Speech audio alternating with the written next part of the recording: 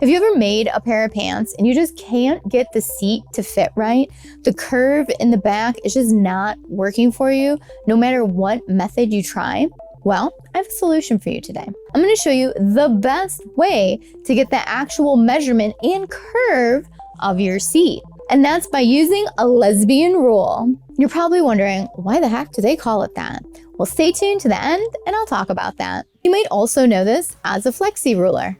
So let's take a look at this ruler. You're going to notice one side has inches and the other side has centimeters. I'm going to be using the inches side today. And it's also really important to notice that 0 does not start at the end of the ruler. It starts in on the ruler. So be aware of this when you're using and measuring. But the cool thing about this ruler is that you can bend it and it stays in its shape.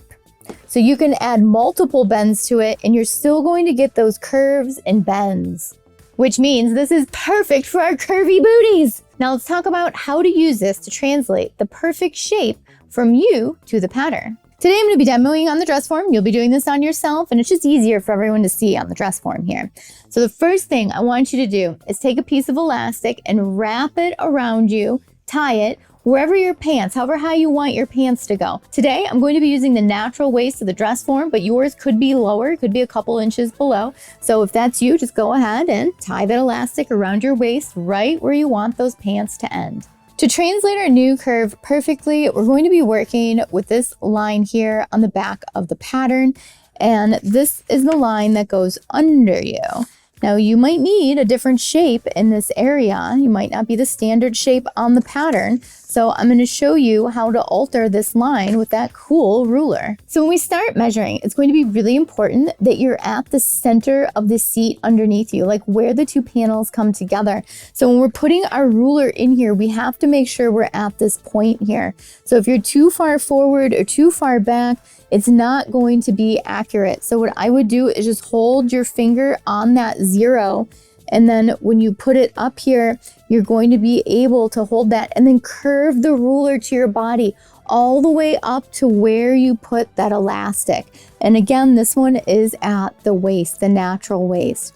So now what we're going to do is form that to the body and we're going to let go. And whatever shape we get is the shape we are going to translate to the pattern. Real quick, before I start working with the pattern, if you'd like to learn more about sewing, make sure you check out my online classes, my sewing club, and my in-person classes. There's links down below for everything. Now let's get back to this pattern. So now you can see I've taken the ruler off and it is formed to the body of the dress form. Remember, the end of the ruler is not 0 and your pattern probably has seam allowance in it. So we want to start a 1/2 inch back. So go ahead and just chalk in a 1/2 inch to make sure we're starting at the right spot, or whatever your seam allowance is. I've drawn my seam allowance right here, so that way I can start 0 there. Try not to bend your ruler.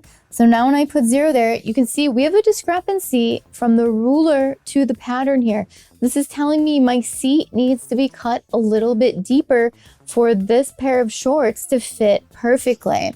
So if I go ahead and trace this, you're going to notice that these are really high-waisted shorts, that it's kind of coming out awkwardly here. So we can straighten that out though. What we really needed was this curved shape in here for the butt. So I am going to come straight up. I'm just going to blend from this biggest point in the curve up to the waist. Now this here is going to be my new seat pattern line. So by adding this stronger curve to the pants, we're actually getting more space and shape for the shape of the butt here. So if you have a flatter booty, this line's going to look flatter like the original pattern. But if you've got more of a pronounced booty, you're going to see that that shape starts to really look curved, kind of like a C shape. And we just always have to make sure we're blending back into the waist, no matter what kind of extra curves you might get up here at the top. And we are all shaped differently, so we just need to make sure we're shaping it to our own body. And you can use the same technique to the front of the seat as well. Just really make sure you're starting at the center underneath and with the 0. Sometimes that can be the hardest thing to line up. And the best way to make sure you're getting an accurate measurement is don't just measure once, but measure twice, measure 3 times. Make sure you still keep getting the same measurement in the same curve. And if you are, then I bet you're good to go. So you can see that this shape here is for the front and it's generally not as curved and as pronounced. So you're going to do the same thing to the front as you do to the back. And sometimes you're going to need to add more paper because you need more fabric because that curve is sticking out beyond your paper. And that's okay. We are all shaped differently. And why is this called a lesbian rule? Well, originally it was made with a lead found on the Isle of Lesbos. It allowed the rule to bend around molding curves, helping reproduce that shape because it would bend and stay to that shape. Pretty cool, huh? So next time you're having a hard time getting that perfect curve for anything really involved with sewing, make sure you check out the lesbian rule. And I put a link down below in the description, so if you're having a hard time finding one, you can find one right there. Thank you so much for watching Sewing Anastasia today. If you have any questions, leave it down below and I'll get back to you as soon as I can. If you enjoyed the video, make sure you like, subscribe, hit the notification bell. It really helps out the channel a lot.